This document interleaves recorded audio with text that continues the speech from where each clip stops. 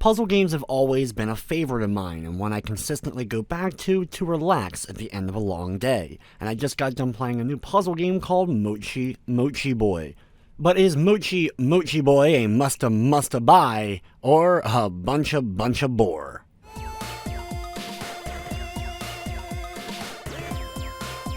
Mochi Mochi Boy is a puzzle game with a few different gameplay modes, with you taking the role of a slime, trying to rescue other slimes, as well as make your way up a very large tower stage by stage.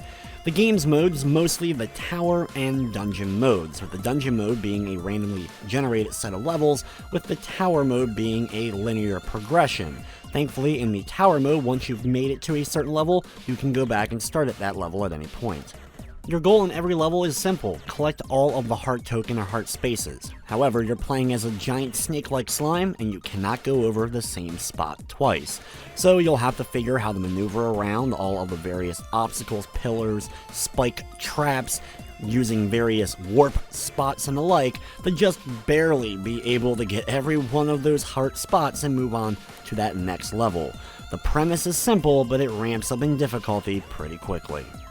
The tower mode alone features well over 100 levels for you to complete, and the dungeon mode, while it's only the 10 stages, the randomly generated ones, they're very challenging. The other thing with the dungeon mode is you have a timer going on, so if that hits 0, you of course end up getting that instant game over, so you don't have too much time to think. Though thankfully, between levels in dungeon mode, you do get a little bit of bonus time back. You can also do some customization to your Mochi Mochi Boy slime and change up the color scheme for it.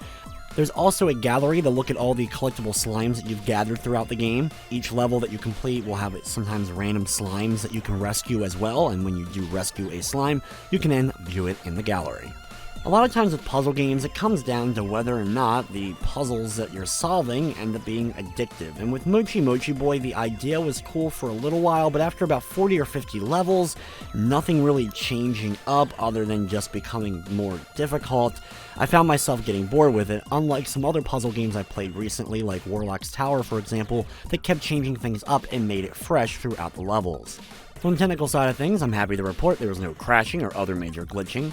Mochi Mochi Boy is available now on the PlayStation 4 and Vita for $4.99. It does feature a Platinum trophy. The game is also available on Nintendo Switch, Xbox One, and PC. Overall, if you're looking for a more simple puzzle-style game, it won't break your wallet, as well as the gameplay will definitely test your mind the farther you get into it. Mochi Mochi Boy will provide that. However, if you're looking for more variety in your puzzle gaming, a big story to kind of go along with it, or other incentives, doesn't really have any.